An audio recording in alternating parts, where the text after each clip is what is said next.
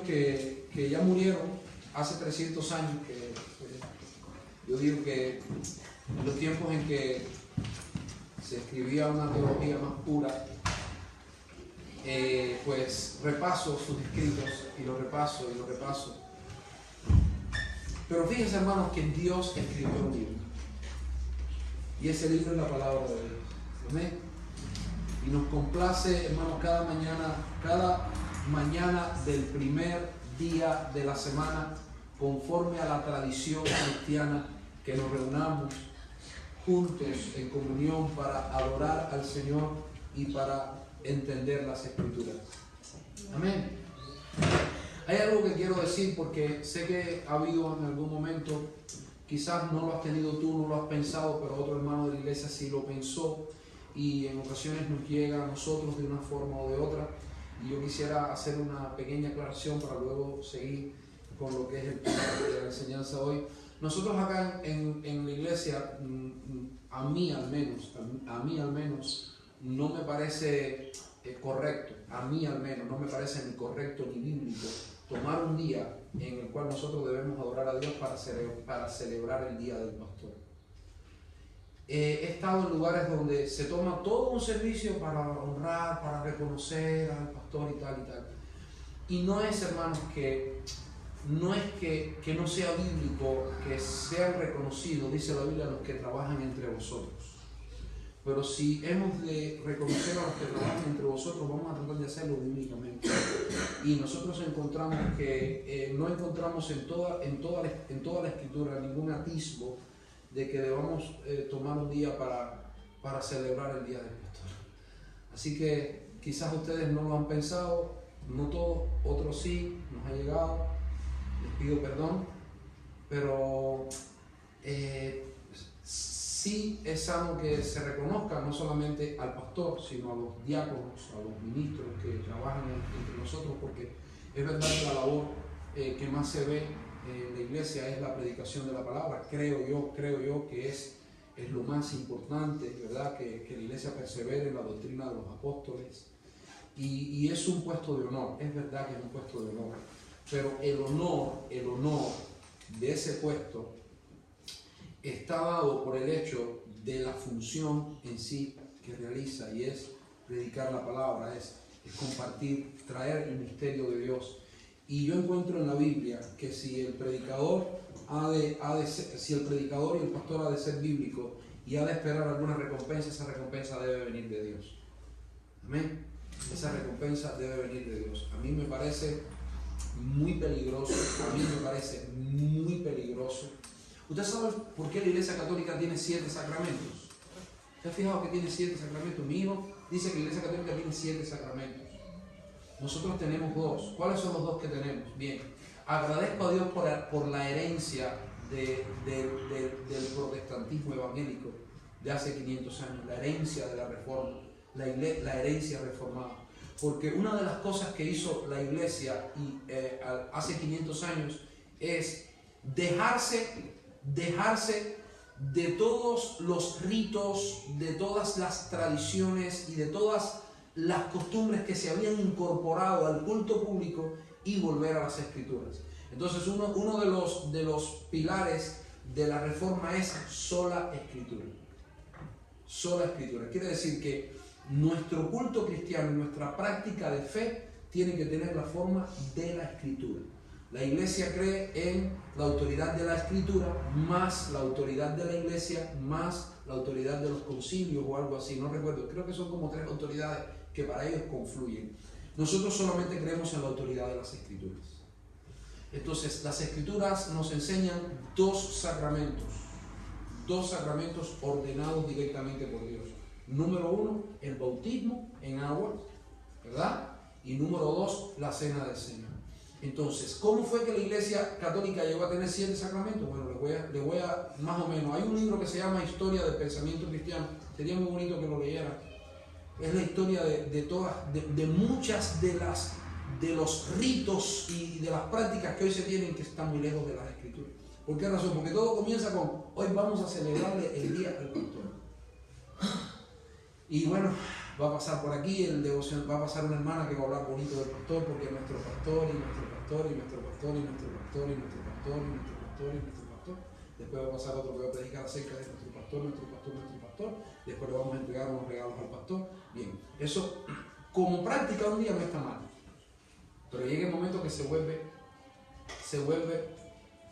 una costumbre, porque los hechos se vuelven costumbres, las costumbres se vuelven tradiciones y las tradiciones se vuelven leyes.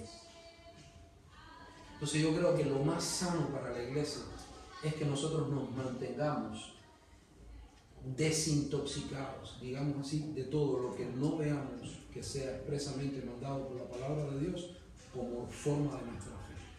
Si ustedes quieren hacer un reconocimiento a los que trabajan, dice la Biblia, a los que trabajan entre vosotros, que no soy yo solamente, hay hermanos que trabajan entre nosotros.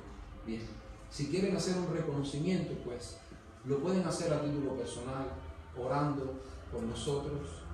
En ocasiones dándonos un abrazo y un beso, una actitud de amor, de cariño, tal, y esas cosas así. ¿Ves? Pero fuera de eso, nosotros no vamos a tomar un servicio que creo que es un servicio a Dios, para cantarle a Dios, para adorar al Señor, para celebrar el día de hoy. Así sea el pastor. ¿Ves? Creemos que es lo más bíblico, creemos que es lo más correcto. No estoy diciendo que esté mal que usted a título personal quiera hacer un reconocimiento, porque también si usted tiene un criado, mire, aquí en este país en mi país están los perros por la calle. ¿Usted ha visto los perros? Que en mi país están los perros por la calle que hacen moda. Aquí tener un perro es como tener una persona en la casa. Tienes que comprarle de todo. Entonces aquí una de las cosas bonitas que tiene este país es que se tratan bien los animales. Entonces mire, a los que trabajan entre ustedes como un buey. Ay, pastor, no se llame buey. La Biblia dice, no pondrás gozar al buey que trilla. Quiere decir que una imagen del ministerio cristiano es la imagen de un buey. O sea, no lo maltrate, no lo lleve recio para que le dure, pero tampoco lo idolatre, adore a Dios. Y todo el reconocimiento de un pastor, dice la Biblia, que será cuando se manifieste el príncipe de los pastores. ¿Amén? Entonces el reconocimiento que ha de esperar un siervo de Dios debe venir de su Señor. ¿Amén? Bien, perdónenme, no sé si esto le sonará un poquitico fuera de tono, fuera de lugar, pero muchas veces llega alguien y se acerca y nos hace una pregunta, pero ya me doy cuenta, conociendo un poco, que es el resultado de quizás de haber hablado con 2, 3 personas o no haber hablado con nadie, pero bueno, de todas maneras ya estamos poniendo el pacha antes de que saque el huevo. No celebramos día de nadie aquí, celebramos el día del Señor Jesucristo. Este es el día que hizo Jehová, nos alegraremos y nos gozaremos. Amén. No se para nadie aquí a hacerle una poesía al pastor, tampoco. Hágale una poesía a la gloria del Señor, a la gloria del Señor. Los ángeles, que eran mayores en autoridad cuando vinieron a dar un mensaje, algunos hombres quisieron postrarse en él. Espérate, no, que yo soy consiervo tuyo y de tus hermanos. Adora al Señor. Amén. Bien. Vamos a 1 Corintios capítulo 7, versículos 21 y 24. No estoy diciendo que esté mal hacerlo. Si usted conoce alguna congregación donde se hace, lo respetamos a nuestros hermanos. ¿Me estoy haciendo entender? No estamos criticando nada, solo creo que en este lugar estamos tratando de ser consecuentes con nuestra fe. Amén. O sea, no quiero que salga de aquí sintiendo que yo estoy criticando la práctica de ninguna iglesia. No es nuestro corazón, no es nuestro deseo. ¿Vale? 1 Corintios capítulo 7, versículo 21 al 24. Vuelvo a decir, mi esposa me dice que yo tengo el defecto de decir las cosas 10 veces. Bueno, perdónenme, si yo todavía no me he redimido de ese defecto. No estoy diciendo que no se reconozcan a los que trabajan entre vosotros, que no es solo el pastor, hay hermanos que trabajan entre vosotros. Amén. Es verdad que la Biblia dice que los ancianos que gobiernan bien sean tenidos por dignos de doble honor, mayormente aquellos que trabajan en predicar y enseñar. Dios le da al ministerio de la predicación y de la enseñanza un lugar excepcional. único en la iglesia. Eso es verdad. Pero la Biblia dice que debemos reconocer a los que trabajan entre vosotros. Y no soy solo yo. Aquí hay hermanos que hacen cada uno su función. Mire qué limpio está este piso. ¿Está limpio o no está limpio? Usted sabe la mejor manera que usted tiene de reconocer a la persona que limpia, que usted no la sabe, manteniéndolo limpio. Usted sabe la mejor manera que usted tiene de reconocer al que predica la palabra, tratando de vivir esa palabra. No sé si me entiende. O sea, yo estoy podrido de ver el día del pastor, las ovejas más, la palabra es desobediente, rebelde. Entonces vienen y le regalan una flor al pastor y dicen, perdón, mira, no me pidas perdón, vete y trata de vivir mejor. Ya está. No sé si me estoy haciendo entender. Imagínese usted que está un constructor construyendo una casa. Perdónenme por abundar en esto. Imagínese que está un constructor construyendo una casa. Después que termina de construir la casa salen unas manos mágicas de la casa y le regalan una flor al constructor. Y el constructor agarra esa flor como reconocimiento por haber construido esa casa. Y después que construyó esa casa, después que le regala la flor a la casa, y se desploma. O sea, ¿qué sentido tiene que le regalemos una flor al ministro que tienes si eres un ministro cristiano, él no está trabajando por esa flor y esa flor no le interesa para nada? Lo que le interesa es que tu vida sea formada y edificada. El mayor regalo que un hijo le hace a un padre, y aquí hay padres, es portarse bien. ¿Sí o no? ¿Sí o no? Sí. O sea, yo crecí escuchando eso de mi mamá, porque yo era, como dicen aquí, yo era tremendo. Y mi mamá siempre me decía, yo no quiero regalos el Día de la Madre, yo lo que quiero es que te portes bien el Día de la Madre todos los días.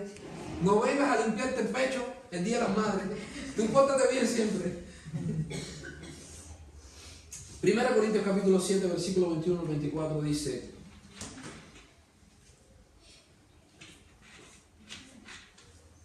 fuiste llamado siendo esclavo. Miren esto, hermano. Fuiste llamado siendo esclavo. No te dé cuidado. Pero también, si puedes hacerte libre, procúralo más. Porque el que fue llamado en el Señor cuando era esclavo es un hombre libre que pertenece al Señor. De la misma manera, cuando el hombre libre fue llamado, se convirtió en esclavo de Cristo. Por precio fuisteis comprados. No os hagáis esclavos de los hombres. Cada uno, hermano, en el estado en que fue llamado, así permanezca para con Dios. Padre, te doy gracias por este día, permitirme predicar tu palabra. El mañana está en tus manos. Por eso quiero predicar hoy como si fuera el último día, Señor. Te pido que me des claridad bíblica.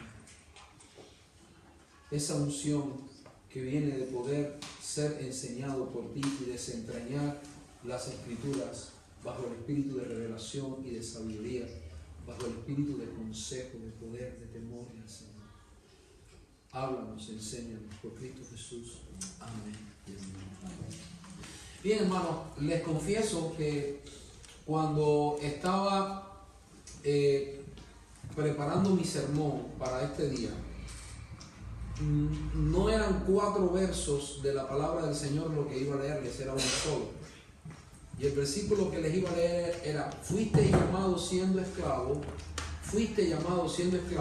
no te dé cuidado, pero también si puedes hacerte libre, procúralo más. Este era el versículo de la palabra de Dios que yo iba a tratar de explicar en esta oportunidad. Y lo iba a hacer bajo el título, de hecho lo estoy haciendo bajo el título: ¿cómo vivir sabiamente bajo una autoridad injusta? ¿Cómo vivir sabiamente bajo una autoridad injusta? ¿Por qué razón? Bueno, primero, no nos estamos desligando de esta serie de enseñanzas que estamos trayendo estos días acerca de la verdadera guerra espiritual del creyente, donde hemos reconocido que el creyente genuino tiene una genuina guerra espiritual. En mi país le llamamos una batalla sin cuartel. El único cuartel que tiene el creyente en su lucha día a día es el propio Señor Jesucristo. Él es su escondedero, Él es su refugio, su torre fuerte. Dice la palabra del Señor, la roca es más alta que yo, decía el salmista.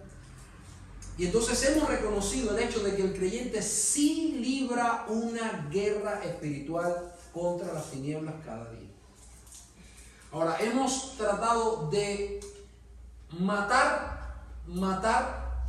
de entresacar lo precioso de lo vil.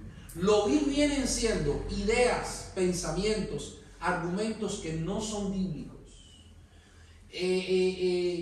Ideas que se enquistan en el imaginario cristiano, evangélico, que no son bíblicas, y hemos tratado de quedarnos con lo precioso, con lo que sí dice la palabra del Señor, con lo que podemos interpretar a la luz de la palabra del Señor. Y entonces en el ejercicio de este deseo, pues hemos visto esto, que sí, que el creyente tiene una genuina guerra espiritual. Lo otro que vimos es que la batalla espiritual del creyente es en el campo de la mente. Satanás va a tratar de atacar siempre tu forma de pensar. Yo quiero que ustedes me escuchen bien. Yo no digo que no hayan espíritus que produzcan enfermedad. Hay espíritus inmundos, espíritus de demonios que producen enfermedad. Pero es importante que ustedes entiendan para que puedan asimilar lo que hemos tratado de enseñar, o si no lo han asimilado, espero que sí, que lo puedan hacer. Es que no todos los que están sentados en la iglesia son cristianos. No todos los que están sentados en una iglesia son cristianos. Los cristianos no son los que vienen los domingos a la iglesia, ofrendan, diezman, hablan como cristianos y sirven. Los cristianos son los lavados por la sangre del Cordero de Dios, los nacidos de nuevo, que han nacido del agua y del Espíritu, que vieron el reino de Dios y entraron en el reino de Dios, fueron llevados al reino de Dios, fueron sacados de las tinieblas a su luz admirable. Ahora, esos cristianos, por necesidad, por decantación natural de lo que es su vida, pues se van a congregar por necesidad natural de la vida espiritual que ha nacido en ellos, se van a congregar, van a desear honrar a Dios con sus bienes, entendiendo que la obra más justa sobre la faz de la tierra es la obra evangélica, es la obra del evangelio, porque no hay nada que pueda salvar a los hombres como no sea el evangelio. El apóstol dijo: yo no me avergüenzo del evangelio porque es poder de Dios para salvación de los hombres. Entonces, si hay piedad en el corazón y si hay dolor en el corazón por los perdidos, trataremos nosotros de poner nuestro granito de arena en la salvación de los perdidos. Y la salvación de los perdidos es una empresa de la iglesia militante en la tierra. Amén. Entonces, dicho esto, tenemos que decir que sí, que aunque hay personas que están en la iglesia que no son creyentes. Y yo siempre que digo esto no lo digo para matar a la gente o crear dudas. No, la Biblia dice: examinaos a vosotros mismos si estáis en la fe. Y si después de tu examinarte te das cuenta que no eres creyente, en mi país se dice que el primer paso para resolver un problema es reconocer que lo tenemos. Entonces tú reconoces que necesitas a Jesús y puedes ser traído a Jesús por el Espíritu Santo de Dios este día, y que este para ti sea un día de salvación. Es preferible decirte la verdad hoy y no que te vayas engañado. No sé si me estoy haciendo entender. Aún sería un favor que el Señor te esté haciendo, mostrarte tu condición si en realidad no eres un creyente nacido de nuevo. Para un creyente nacido de nuevo, este creyente nacido de nuevo ha sido sacado de las tinieblas y ha sido llevado al reino de su amado Hijo Jesucristo. De la potestad de las tinieblas hemos sido sacados, es decir, que las tinieblas no tienen potestad, la palabra potestad en griego es exousia, que significa maestría, control, propiedad, dominio, y bueno, de todo eso el Señor nos rescató. De todo eso el Señor nos rescató. Entonces, ¿el enemigo puede tocar tu cuerpo? No. ¿Y por qué no puede tocar tu cuerpo? Porque tú eres templo, morada y habitación del Espíritu Santo, y porque tu vida está escondida con Cristo en Dios. ¿Puede tocar el enemigo tu cuerpo? Sí, si Dios se lo permite. Si Dios se lo permite, puede tocar tu cuerpo. Si Dios se lo permite, puede tocar tus bienes. Cuando Dios le pregunta a Satanás acerca de Job, le dice Satanás: ¿acaso te sirve él de balde? ¿No le has cercado a él y a todo lo que tienen de manera que nada lo puede tocar? Como Jerusalén tiene montes alrededor de ella, así estará Jehová alrededor de los que le temen desde ahora y para siempre. Nuestra vida está escondida, oiga esto, asimile eso. Nuestra vida está escondida con Cristo en Dios. Entonces nada nos puede tocar. ¿Quién nos podrá separar del amor de Dios? Tribulación, angustia, hambre. Antes bien, ni lo alto ni lo profundo, ni ángeles, nada, ninguna cosa creada nos puede separar del amor de Dios que es en Cristo Jesús. Pero Dios ha permitido que la vara de la impiedad no repose de sobre la heredad de los justos. ¿Qué significa eso? Que el tiempo que nosotros estemos en esta peregrinación, Dios va a usar a Satanás para en ocasiones darnos varazos que nos despierten a la búsqueda y al refugio en el Señor. Hermanos, es una verdad que en los tiempos de prosperidad tendemos a relajarnos en la práctica de nuestra fe, en la práctica de nuestra devoción a Dios. Cuando las cosas van bien, en mi país hay un dicho que dice: para abajo todos los santos ayudan. No sé si aquí se dice también. Yo sé que es un proverbio muy católico, claro. Nosotros creemos en un solo santo que ayuda. Los otros santos están en la presencia del que ayuda, pero creemos en un solo santo que ayuda. El tema es que cuando las cosas van bien, nos tendemos, no nosotros, Israel, la historia de la humanidad dice que el hombre tiende a relajarse. Por eso es que la Biblia dice que no reposará la vara de la impiedad de sobre la heredad de los justos. La vara de la impiedad estará constantemente sobre tu vida. Bendito sea el nombre del Señor. Y no es que Dios no te ama, es que Dios te ama. Y sigue diciendo esa porción: no sea que se alejen de mí. Entonces, como Dios quiere que tú constantemente estés pegadito al Señor, confiando en el Señor, aprendiendo de Dios, viendo su gloria, descubriendo algún aspecto de su hermosura y de su gloria, pues Dios permite situaciones difíciles en tu vida. Dios permite situaciones complejas, situaciones complicadas, situaciones extremas. También Dios en su providencia permite que caigas en un hoyo para que luego puedas leer en el Salmo que dice que Él es el que rescata del hoyo tu vida. ¡Gloria a Dios! Y después te dice: quédate en un ladito que tú no te mereces nada. No, dice: el que te corona de favores. Entonces, en cada experiencia de nuestra vida nosotros podemos descubrir la gloria de Dios, y al fin esa es la voluntad de Dios, que nosotros le conozcamos y descubramos su gloria. Entonces habíamos dicho que la batalla de Satanás es en la mente. La Biblia dice que las armas de nuestra milicia no son carnales, sino poderosas en Dios para la destrucción de fortalezas. ¿Y cuáles son esas fortalezas? ¿Cuál es esa muralla de Lugo? Esa muralla como la de Lugo que se levanta, dice la palabra de Dios, destruyendo argumentos y toda altivez que se levanta contra el conocimiento de Dios. Entonces no es que nos pongamos a hacer guerra espiritual para derrumbar las fortalezas en esta ciudad. No, hermano. Estése tranquilo. Confórmese con derribar las suyas, las que hay en su mente. Y ayude a derribar las que hay en la mente de otras personas. Porque las fortalezas espirituales en el Nuevo Testamento son argumentos y altiveces que se levantan contra el conocimiento de Dios. Por eso es que nosotros estamos en cada exposición de la palabra tratando de modelar bíblicamente tu forma de pensar. Quiero que me mire un momento. ¿Cuántos de los que estamos aquí hemos alguna vez sufrido una autoridad injusta? Ya sea en nuestro trabajo, nuestro jefe que nos lleva, como decimos en Cuba, a toque de tren. A la 1 mi mula y a las 2 mi reloj, también decimos. Perdonen estos dichos cubanos. Ese jefe que te hace la vida difícil, que es injusto, que no te paga cuando te tiene que pagar, que te exige más de lo que quedó contigo en el contrato. Esa suegra con la que vives, que te hace la vida un yogur azucarado. Todos, de alguna u otra manera, estamos expuestos estamos expuestos a la influencia de una autoridad injusta. Estamos viendo a los políticos.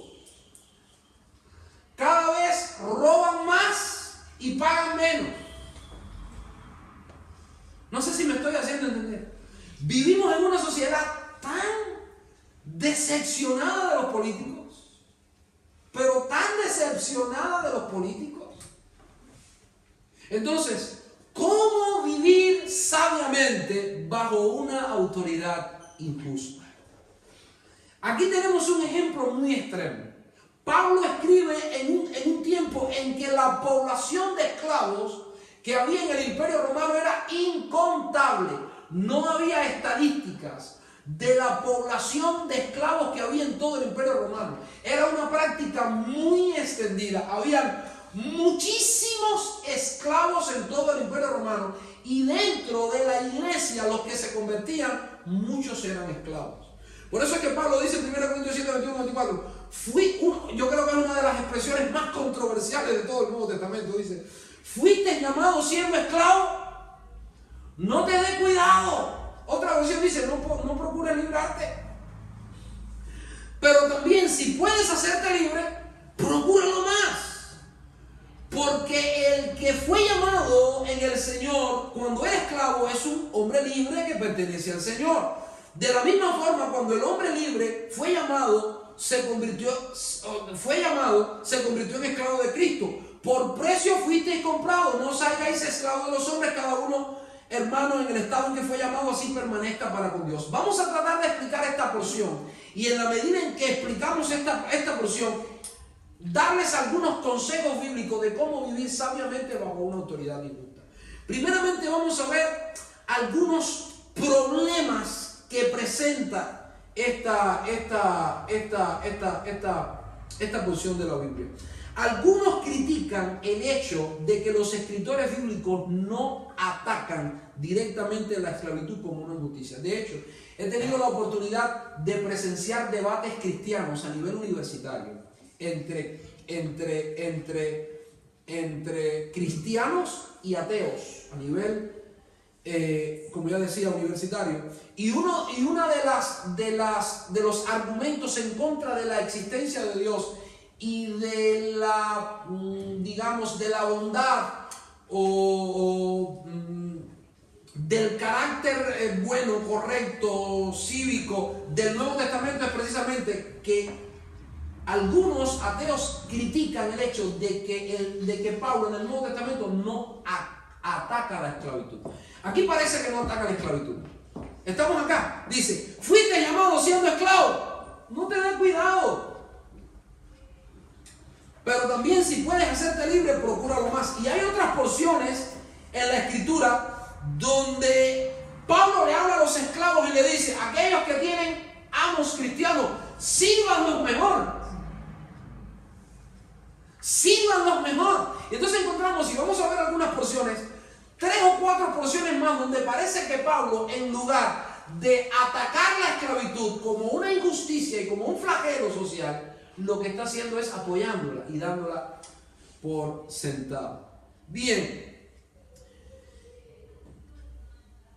primeramente quiero decirles, y yo sé que esto les va a sonar un poco fuerte, estamos viendo algunos problemas que presenta esta porción. Y primeramente quiero decirles que no todas las esclavitudes son injustas. Es lo primero que tengo que decir a favor de Pablo. Que no todas las esclavitudes son injustas. Hay cierto tipo de esclavitud que no es una injusticia. Si un hombre tiene deudas, lo más justo es que las pague. Y algunas personas en tiempos de Pablo eran esclavos porque en su vida disoluta se habían metido en deuda y la estaban pagando con su servicio. Entonces, este tipo de esclavitud no es precisamente una injusticia. Les voy a explicar por qué. Proverbios capítulo 22, versículos 26 y 27 dice: no seas de aquellos que se comprometen, ni de los que salen por fiadores de deuda. Si no tuvieres para pagar, ¿por qué han de quitar tu cama de debajo de ti? Ahora, yo quiero hacer una salvedad aquí. Primeramente, la Biblia está diciendo que si tú tienes deuda, tienes que pagarlas. Si no las puedes pagar con tu dinero, tienes que pagarlas con tu servicio. ¿Vale? Con esto no estoy diciendo o avalando o apoyando la crueldad a que eran sometidos los esclavos en aquel entonces. La crueldad a que eran sometidos los esclavos en aquel entonces es crueldad y es injusticia. Pero, por ejemplo, yo les voy a poner un ejemplo. Yo creo que esta es una hermosa democracia, es lo que yo creo. A lo mejor usted le ve muchos problemas, pero viniendo de Cuba, donde hay una dictadura asentada por más de 60 años, yo creo firmemente que esta es una hermosa democracia. A lo mejor usted lo ve mal, pero yo le doy gracias a Dios por la democracia española. Yo le doy gracias a Dios por la democracia. Yo le doy gracias a Dios por la democracia española, viniendo de un país como el mío. Y en el Código Civil español está que si tú cometes una infracción, está contemplado el que tú le pagues a la comunidad con servicio social. Tengo una persona que andaba manejando sin licencia de conducción y lo atraparon una vez y le pusieron una multa. Lo atraparon dos y le pusieron otra multa, un poco más grande. La atraparon la tercera vez y lo condenó el juez a estar un mes limpiando las calles. Lo veo muy bien. Lo veo muy bien, hermanos. Entonces, la Biblia enseña que si un hombre tiene deudas, que pague sus deudas. Si no las puede pagar, usted perdóneme, yo sé que esto puede sonar un poco controversial y quiero que me escuchen. Si no las puedes pagar con tu dinero, las debes pagar con tu servicio y con tu trabajo. Eso no significa que entonces tu acreedor viva contigo la crueldad de que ahora te tiene en sus manos y que pueda hacer contigo lo que le dé la gana, porque también la palabra del Señor habla de los derechos de los trabajadores. Las personas que trabajan tienen derechos elementales. Y el hecho de que yo tenga que pagarte a ti cierta cantidad y lo esté haciendo con mi servicio, eso no significa que tú me explotes injustamente, cruelmente. No estamos diciendo eso. Pero nosotros tenemos que encontrar un equilibrio bíblico. Sí, cuando tú tienes deuda te vuelves esclavo de tu acreedor. Eso la palabra del Señor lo enseña.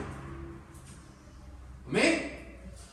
No es bíblico ni es de cristiano que tú dejes de pagar lo que debes. La Biblia dice que debemos de pagarle, que no debemos deberle nada a nadie, solamente el amarnos los unos a los otros. Así que si estuviste 5 años mintiéndole a Hacienda y al sexto Hacienda te sorprendió y te impuso una multa y no la puedes pagar y tienes que ofrecer servicio, aquí estoy, pastor, recogiendo la basura en la calle sin sueldo, ¿qué injusticia? No, muy justo que lo hagas. Muy justo que lo hagas. Porque la Biblia, perdóneme hermano, yo sé que a lo mejor usted quiere que yo le enseñe de otra manera, pero yo le voy a enseñar como dice la Biblia. Usted tiene una obligación social, la Biblia contempla que usted le debe dar al César lo que es del César y a Dios lo que es de Dios. Hay otros tipos de esclavitud forzada, pero Pablo, y estoy defendiendo a Pablo aquí ahora, hay otros tipos de esclavitud forzada, pero Pablo, con no atacarla directamente, no está diciendo que sea justa, ni la está apoyando. El hecho es que Pablo ataca a un tipo de esclavitud en estos versículos e injusticia que es más grave y es no vivir para la gloria de Cristo. Cuando uno entra en el designio del pasaje, uno se da cuenta que Pablo no se entretiene con esta esclavitud que sí, que es cruel, que es terrible, que es indeseable, Y él va directo a esa otra esclavitud más terrible, que es la esclavitud del pecado. Pablo no deja que esta realidad terrenal, lastre su mensaje, que ha de tomar la altura correcta dirigiéndose a una esclavitud que es todavía peor, que es la esclavitud del pecado. En tercer lugar, cuando Pablo está diciendo acá, fuiste llamado siendo esclavo, no te dé cuidado, esto no quiere decir que abogue por una inmovilidad inflexible. Pablo no está diciendo, te tienes que quedar como viniste al Señor. No, porque fíjate que sigue diciendo, pero si puedes hacerte libre, procúralo más. Ustedes saben que esta fue la palabra que yo recibí de parte de Dios para salir de Cuba. Yo, y ahí está, aquí yo tengo una compatriota, todo cubano que tenga 2 dedos de frente se siente un esclavo dentro de Cuba. Yo no estoy hablando mal de mi país, ni de mi presidente, ni soy político. Pero cuando tú no tienes capacidad de decidir lo que vas a estudiar, porque te impone el gobierno, ahora lo que hace falta a la revolución es esto.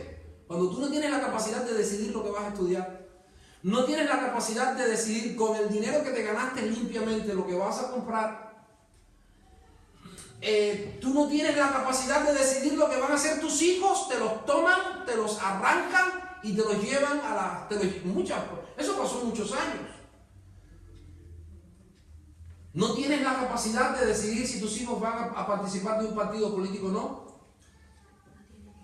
Si hay una marcha de Fidel en la Plaza de la Revolución y no va, y tú ganas $20 al mes que te dan como una ayuda para terminar al final del mes, te quitan esos $20. Entonces tú tienes que ir, porque ahí es donde te ponen la asistencia, ¿sí o no? Ahí es donde te ponen la asistencia. Y si no vas a la plaza a decir Fidel, ese día de trabajo no te lo pagan. Entonces, esta fue una palabra que a mí me liberó. Pues dice, Señor, ¿será que sí que me voy? ¿Será que no? Y entonces la Biblia dice, pero si puedes hacerte libre, procúralo más. Es una palabra que a mí me sirvió. Entender que Dios nos llama a servirle a Él donde Él nos puso en su providencia. Y estuvimos por muchos años sirviendo a Dios, dejamos un ministerio bien bonito y bien hermoso allí. Pero cuando llegó el momento, Dios trató con nosotros, sabíamos que era el momento de salir de nuestro país y esta palabra nos sirvió. Pero si puedes hacerte libre, procúralo más. Porque Pablo no está abogando aquí por una inmovilidad inflexible. Pablo más bien nos está librando de la esclavitud, de tratar de salir de esa esclavitud. No sé si me estoy haciendo entender. Les voy a poner un ejemplo. Tienes un jefe que ese jefe te hace la vida tiritas. Y tú te sientes mal bajo las condiciones en las que tú estás trabajando. Pero tú te sientes en ocasiones... El no saber vivir sabiamente bajo esa injusticia te va a traer más dolores que la propia injusticia. No me hice entender. ¿Me quedaron aquí? En ocasiones el no saber vivir bajo esa injusticia nos va a producir más dolores que la propia injusticia que nosotros estamos viviendo. Ahora, en cuarto lugar, Pablo entiende que no tiene que atacar directamente la esclavitud como forma de vida en aquel momento, pues en el tiempo el evangelio predicado y vivido es como una levadura de justicia que terminará leudando la masa del mundo. Históricamente hablando, el mundo hoy no tiene esclavitud y no se conoce la esclavitud y está penada la esclavitud por la actividad del evangelio, hermano, en la sociedad. De hecho, los principales promotores contra la esclavitud en la historia han sido hijos de Dios, creyentes genuinos. ¿A qué le debe el mundo que no haya esclavitud? Al evangelio. Fíjese para que usted vea, los países occidentales, Europa, la vida europea, el bienestar europeo, ¿de dónde brota? Las raíces del bienestar europeo son, hermanos, el cristianismo. Perdónenme, los países más justos y felices ahora mismo de Europa, no está Estados Unidos, no es el país más feliz del mundo, es la primera economía del mundo, pero no es el país más feliz del mundo. Los países más felices del mundo, todos tienen una base evangélica protestante, todos. Porque el evangelio, cuando llega a una sociedad, es como una levadura que leuda la masa con justicia. Y en la historia, esto fue lo que ocurrió. William Hendrickson, un comentarista bíblico, dice: Pablo no está interesado en perturbar la estructura social que había. El evangelio de Cristo gradualmente penetrará la sociedad como la levadura que penetra la masa. También nosotros tenemos que entender, hermanos, que la iglesia en Corinto estaba compuesta de ricos influyentes, de pobres y de esclavos. Es increíble el mosaico social que había en la iglesia de aquellos momentos cuando es escrito esto. Todos eran partícipes de la gracia de Dios en Cristo. Como familia espiritual, los miembros se aceptaban unos a otros como hermanos y hermanas. Dentro de la iglesia las diferencias sociales y económicas no tenían ningún valor. Hermanos, piense un poco en esto. Toda la sociedad se movía en esas estructuras y en esas capas sociales. Y donde único se eliminó es esa diferencia abismal que había entre ricos y pobres, libres y esclavos. Fue en el seno de la iglesia del Señor. Por eso es que Pablo escribe algo así, porque el que fue llamado en el Señor cuando era esclavo es un hombre libre que pertenece al Señor. De la misma forma, cuando el hombre libre fue llamado, se convirtió en esclavo de Cristo. Piensen en el milagro social, hermanos, en el milagro social que se estaba incubando. Y yo no estoy proponiendo ahora la doctrina, la teología de la liberación, que es la teología comunista esta. No. Yo lo que estoy diciendo, perdónenme, yo lo que estoy diciendo es que estaba ocurriendo, era la comunidad de fe a la cual Pablo le estaba escribiendo, era como un vivero de justicia. Se estaba incubando un milagro social de dimensiones extraordinarias. Y es que en el mismo seno de la iglesia podían comer, podían sentarse, podían compartir los justos, o sea, los ricos y los pobres, los libres y los esclavos. Oh, hermano, qué terrible, perdónenme, qué paradoja más impresionante que hoy supuestamente estamos en una democracia. Se predican los valores de igualdad social, sin embargo en la iglesia donde hay menos abismo o menos distancia entre unos sueldos y otros, muchas veces entre nosotros mismos, bendito sea el nombre del Señor, se crean como capas sociales dentro de la iglesia. ¡Qué terrible! ¡Qué terrible, hermano! Ahí se llegó el doctor de la ciudad y se sienta en el primer banco de la iglesia. Y el licenciado en Derecho. Y lo reconocemos públicamente. No sé si aquí pase. En mi país pasaba mucho. Voy a una actividad y vamos a reconocer a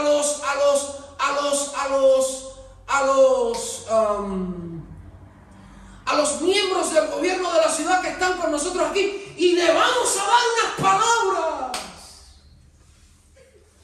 Impíos, hablando desde el púlpito cristiano, ni una palabra te doy, aunque seas el alcalde de la ciudad. Siéntate como otro a escuchar la palabra de Dios, porque en el seno de la iglesia, eso no es cortesía, hermanos, eso es una cortesía llevada a extremos que no son bíblicos. En el Nuevo Testamento tú encuentras que las comunidades de fe estaban formadas por hombres y mujeres pero muy elevados en su condición social y en su condición política. Sin embargo, tú no encuentras en las cartas del apóstol Pablo que hubiera diferencia. Eran parte de la comunidad de fe. Encontrábamos a los hombres encontrábamos a los amos y a los esclavos, a sus propios esclavos en sus casas antes de conocer al Señor, no podían sentarse en el mismo lugar, no podían comer de lo mismo, no podían comer en el mismo lugar, ni comer a la misma hora. Sin embargo, hermano, bendito Dios, gloria a Dios por el evangelio del Señor Jesucristo. Gloria a Dios por ese evangelio donde no se exaltan hombres, donde se exalta a una sola persona, y es la persona maravillosa y gloriosa y excelsa y hermosa del Señor Jesús. Gloria a Dios. Yo siempre digo que cuando se exaltan hombres en una reunión cristiana es porque la persona que lo está haciendo no está, y fíjense, una cosa es reconocer a los que trabajan entre vosotros y otra cosa es brindar toda esa pleitesía que se le brindan a algunos hombres, que no es bíblico, hermanos. Yo encuentro que cuando Jesús se vuelve hermoso, se vuelve real, bendito Dios, se vuelve trascendente en el seno de una reunión por medio de las alabanzas y por medio de una exposición correcta de las Escrituras que eleve, que presente la gloria del Señor Jesús como es debido. No hay lugar para otra cosa que para exaltar el nombre del Señor. Y eso fue lo que hizo el evangelio que predicaba Pablo, hermanos. El evangelio que predicaba Pablo glorificaba tan alto a Dios y ponía al hombre tan abajo que aún los ricos que se convertían no tenían problema con sentarse con los pobres y con los esclavos.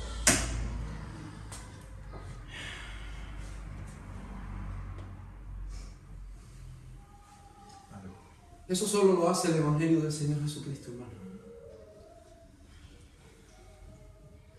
También podía haber una tendencia en el cristianismo naciente de que las personas que se convertían deseaban romper con el mundo, a tal punto que dejaban su antiguo trabajo y el círculo en que se movían y empezaban una nueva vida.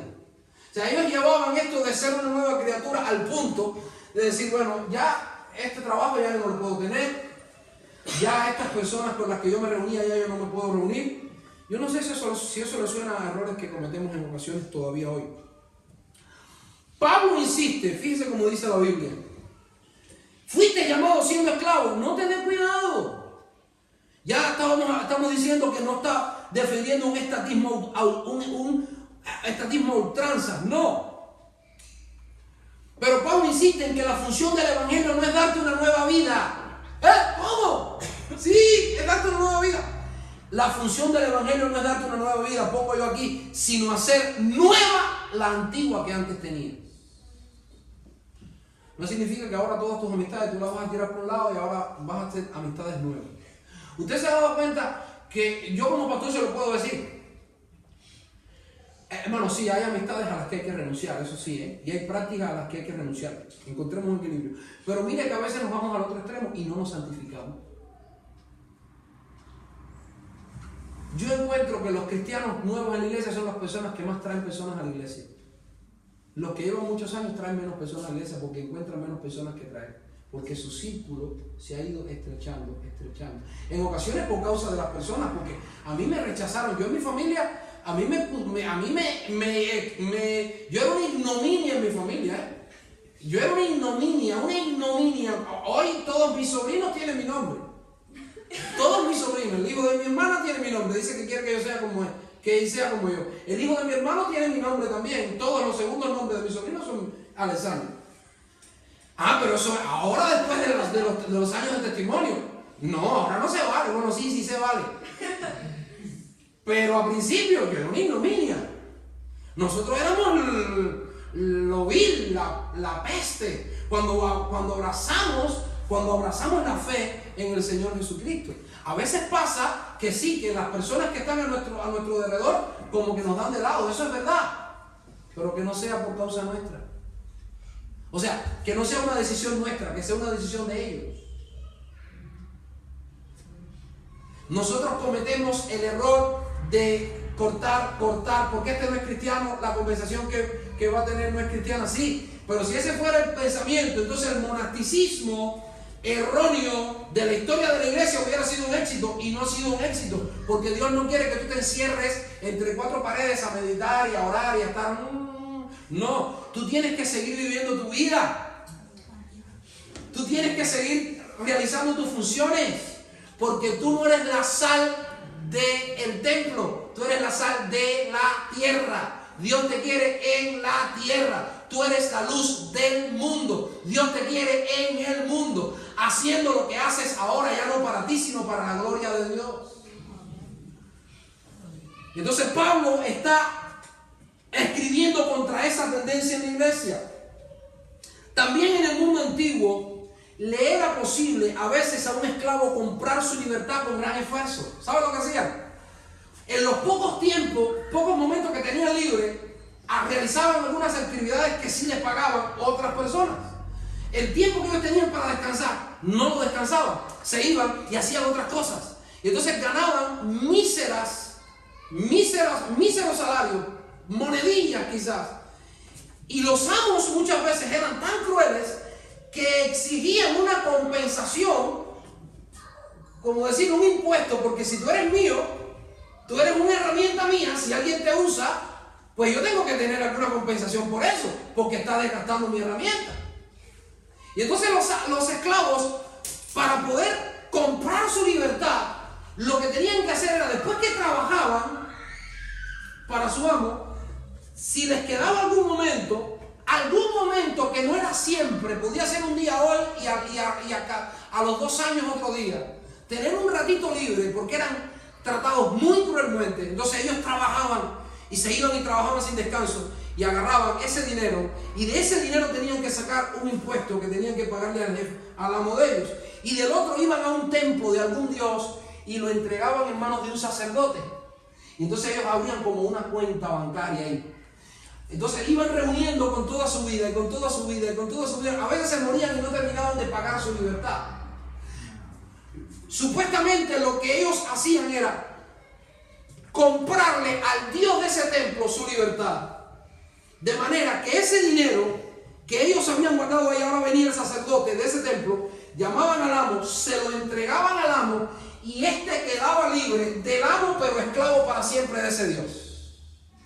Por eso es que Pablo está escribiendo y está diciendo: por precio fuisteis comprados. Gloria a Dios, hermanos, porque nuestro Señor Jesucristo pagó con su vida todo el precio de nuestra esclavitud y nos compró, y ahora somos de Dios y para Dios.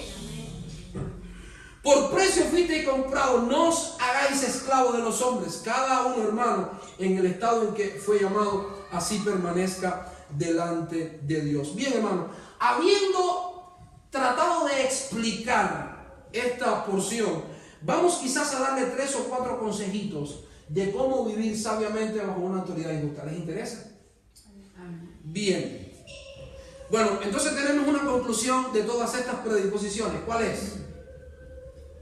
Si estás en una situación difícil, no te des cuidado, o sea, no te afanes al punto de que el mal de afanarte sea peor que el mal de lo que estás pasando. ¿Vale? Si puedes librarte, procúralo más. Entonces tenemos que entender, y estoy ya tratando de cerrar las conclusiones de esta primera parte, que no hay conformismo en estas palabras, sino orientación. Hay personas que hay personas que tienen problemas y se desorientan. En la iglesia yo los veo.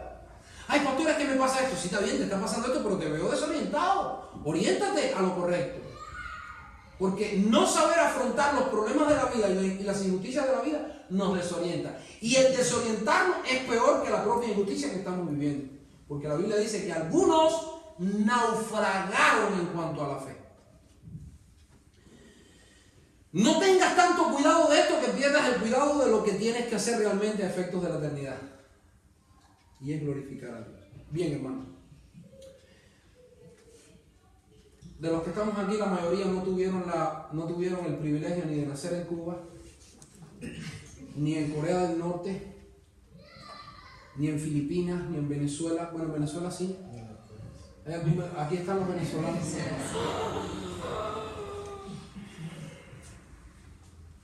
Hay lugares del planeta donde no hay justicia. Donde hay una injusticia que te muerde. Y quiero decírselo así. Yo crecí con un odio en mi corazón.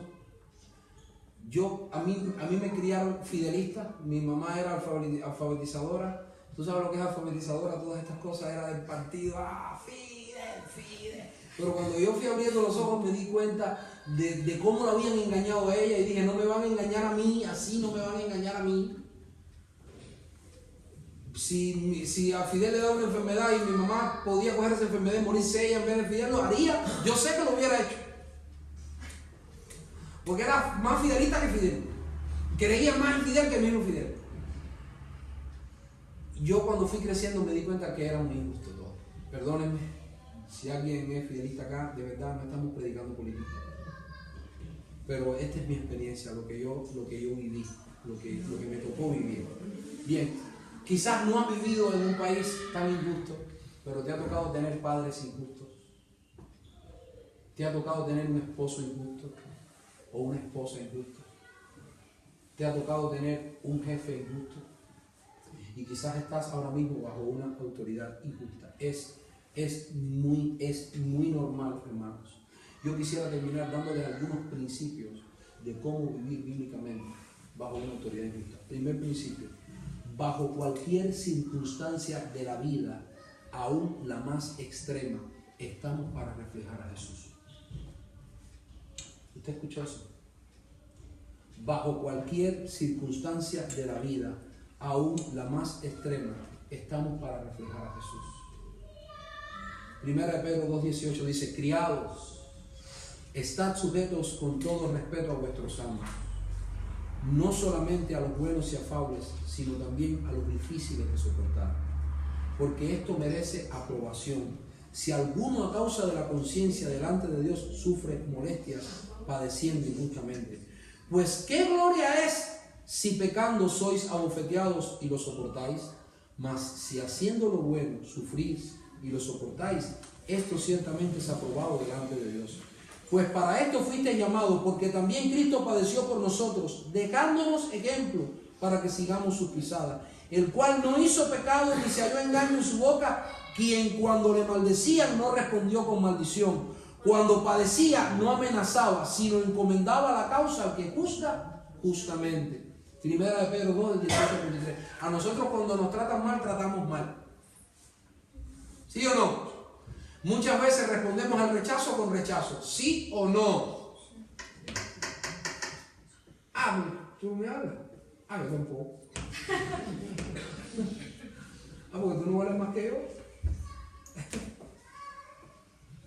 Respondemos al rechazo con rechazo. Sin embargo, no nos damos cuenta que cuando nosotros respondemos con mal al mal, el mal ya nos ganó. La Biblia dice: no seas vencido de lo malo, sino vence con el bien el mal. Entonces, el primer principio es que bajo cualquier circunstancia de la vida, aún la más extrema, estamos para reflejar a Jesús. Podemos adornar en todo la doctrina de Cristo. Dice Tito capítulo 2, versículo 9 al 10. Exhorta a los siervos a que se sujeten a sus amos, que agraden en todo, que no sean respondones, no defraudando, sino mostrándose fieles en todo, para que en todo adornen la doctrina de nuestro Señor Jesucristo. Eso significa que si tú eres llevada a trabajar en un lugar donde la mujer te explota, te dijo que cuidaras al ancianito, pero ahora tienes que cuidar al ancianito, cocinar, lavar, planchar, y te explotan. ¿Y sabes por qué lo hacen? Porque no tienes papeles, porque lo necesitas, porque no te valoran, porque son crueles.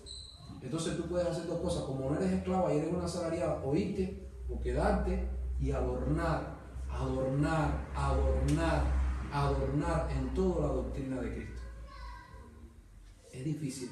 Estamos predicando hoy de cosas difíciles, pero cuando tú dejas de verte tú y comienzas a ver a Cristo y cómo predicarlo en este lugar y cómo darlo a conocer, porque tu pasión es que se conozca a Cristo, tú, aún sufriendo injusticia, vas a tratar de mostrar a Jesucristo.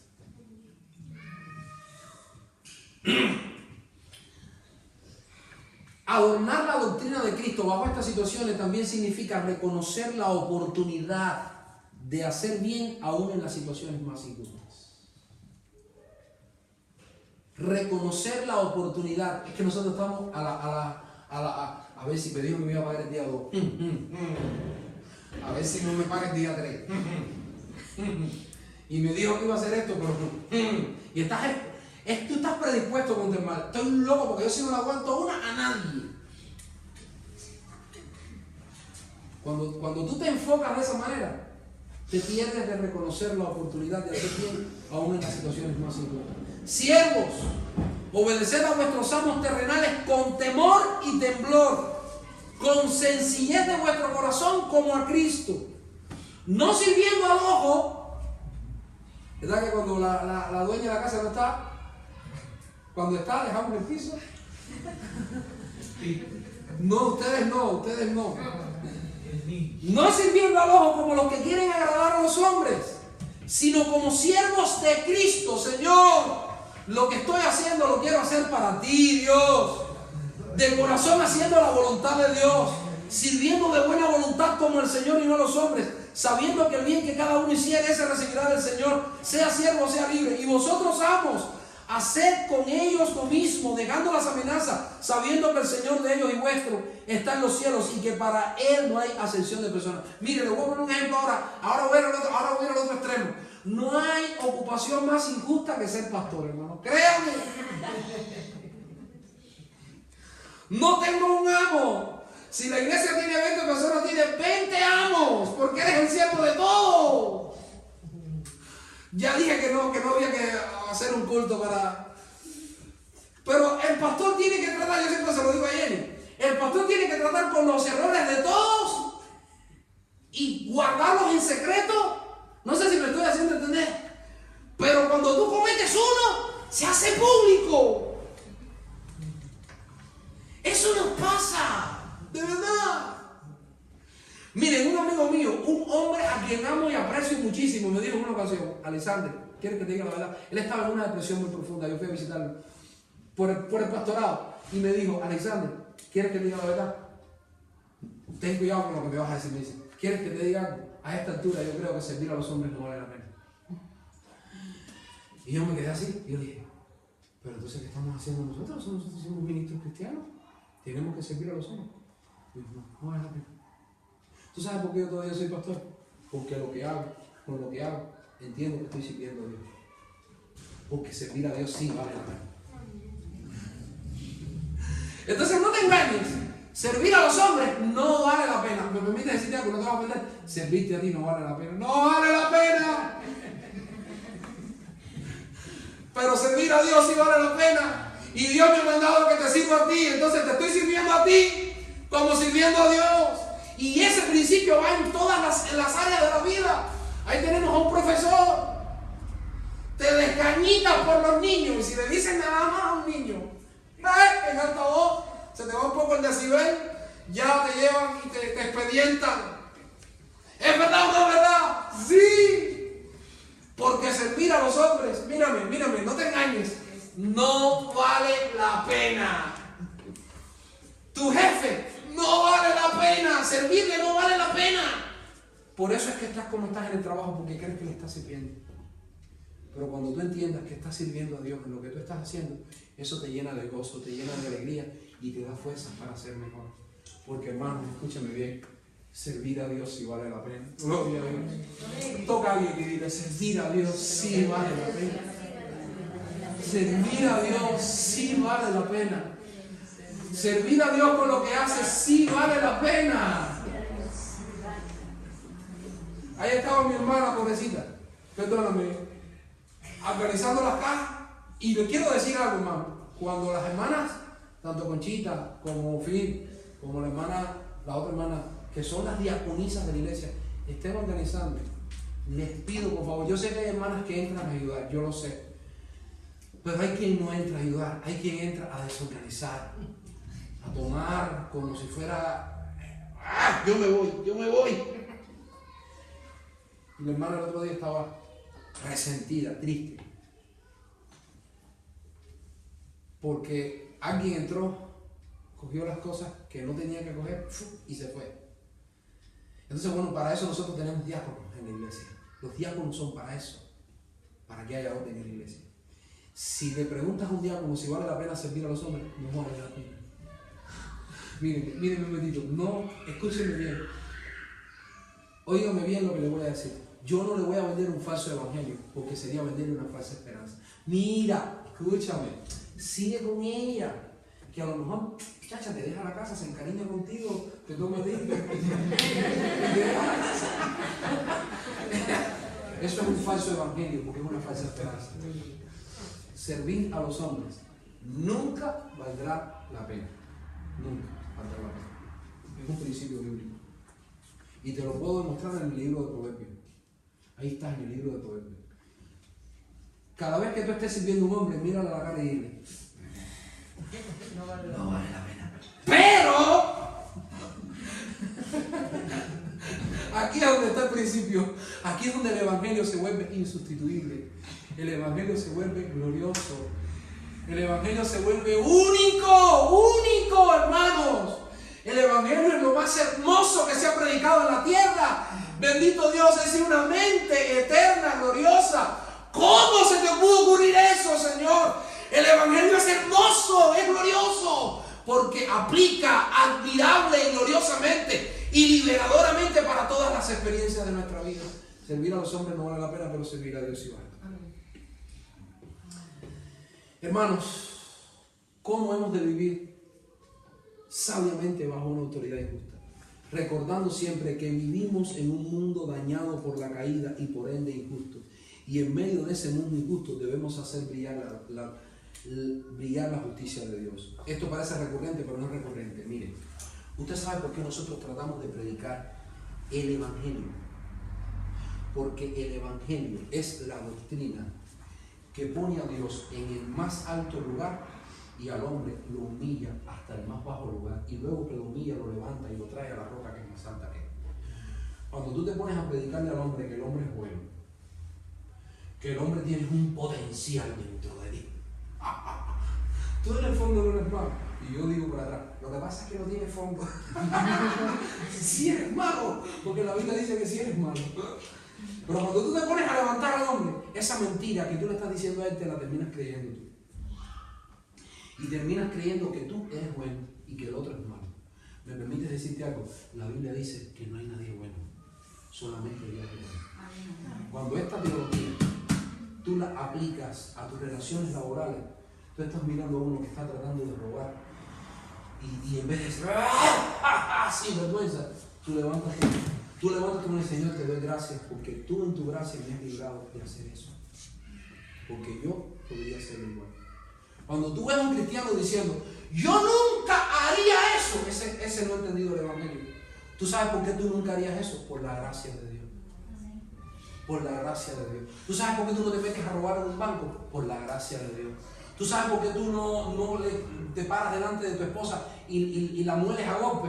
Por la gracia de Dios. Por la gracia de Dios.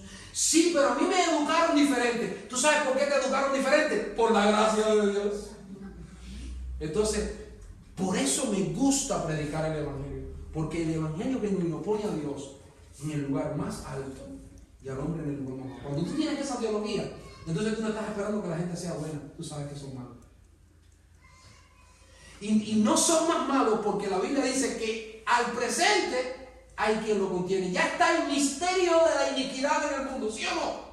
Pero al presente hay quien lo detiene. Y es la gracia común de Dios que no permite. Dios en su gracia común preserva la tierra de manera que no le permite al hombre ser todo lo malo que pudiera ser. Hermanos, el hombre ya las naciones tienen bomba atómica, bomba de hidrógeno. Hay un hombre que hermanos, piensen esto, con hacer esto. Mire a Donald Trump, el loco ese. Mírelo. La gente que anda con él anda con un maletín negro al lado.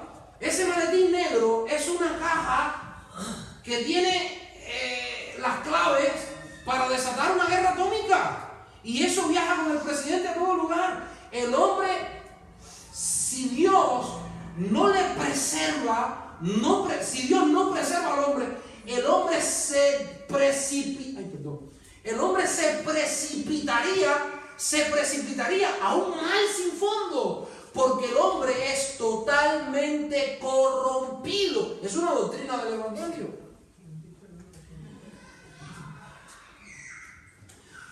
Mírame, llegaste a la oficina. Las primeras caras veo mi corazón y no conocemos. ¿Sí o no? Dice, esa chica que más se ve. Me encanta. Me miró y ¿cómo estás? Hola, bienvenida nueva. Entonces, mira, todos son pecadores igual que tú. Y ellos necesitan salvación del pecado. Pastor, ¿qué usted está diciendo? Que no hay virtudes humanas en la tierra, sí las hay. Pero las que hay, las hay por la gracia de Dios.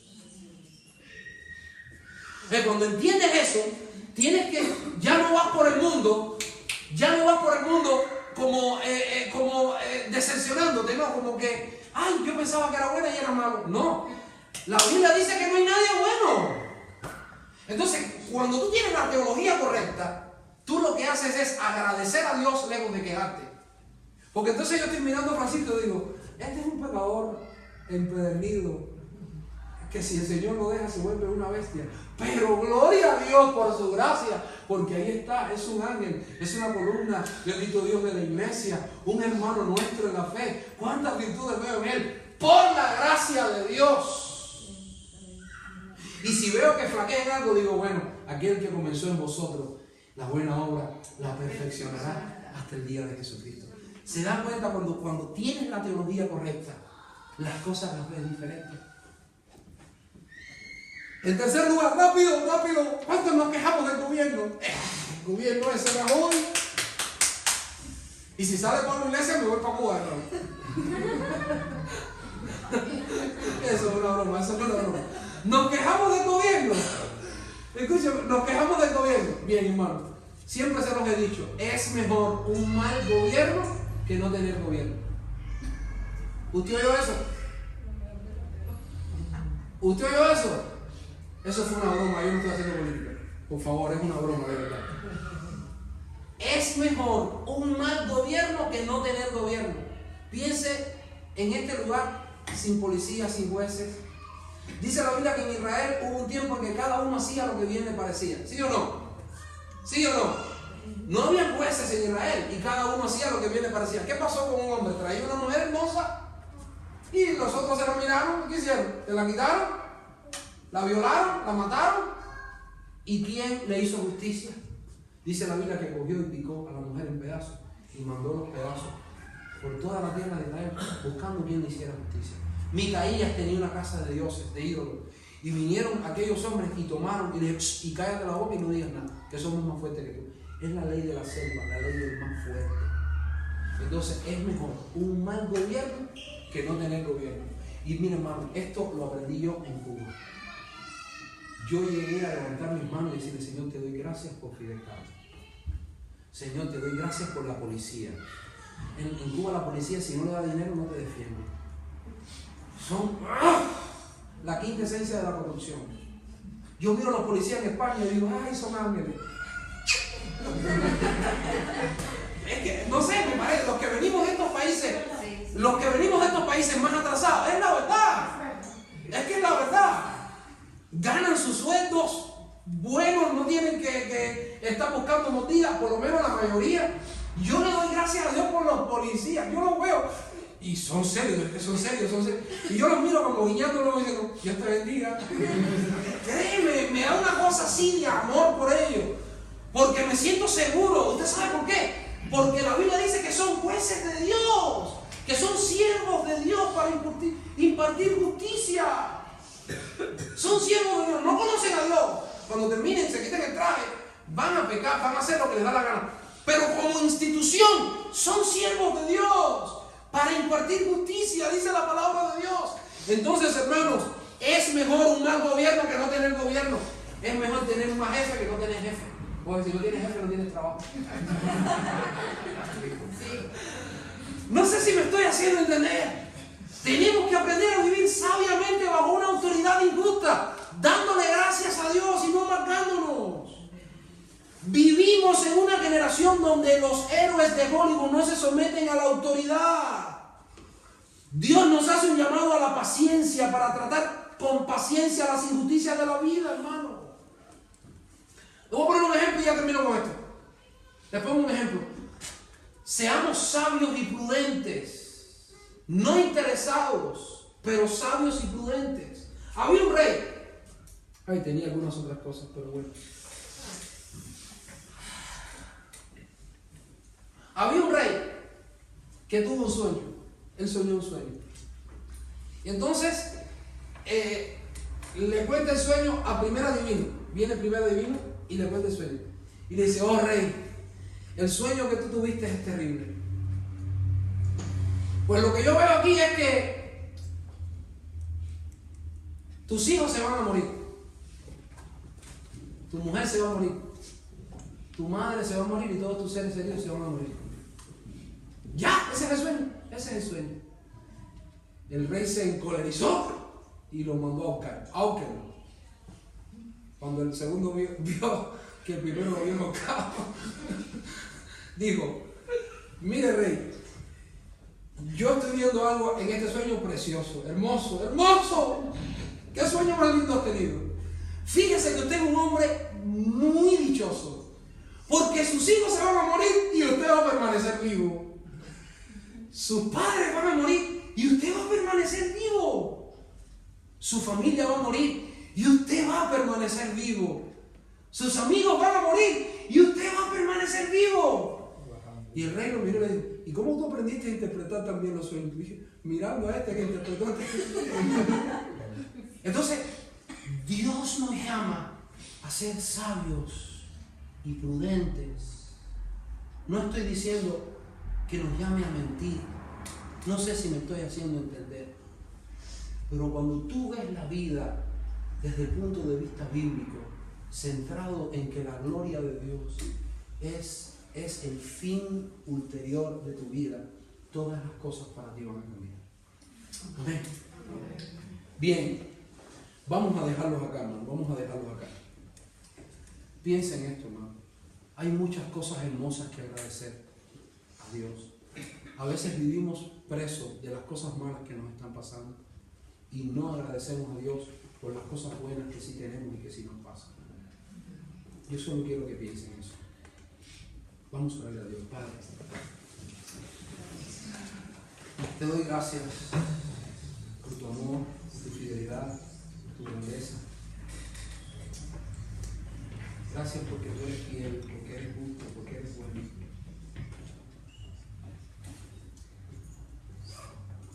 Te doy gracias porque entendemos que tu palabra, Señor, ha corrido en el corazón de tu pueblo. Que estos principios bíblicos, Señor, han penetrado, han permeado el espíritu de tu pueblo. Tu palabra no vuelve atrás así, sino que hace el efecto por lo cual tú lo envías. Bendice a cada hermano, Señor, en esta mañana. Todos hemos tenido que estar bajo un espacio de injusticia.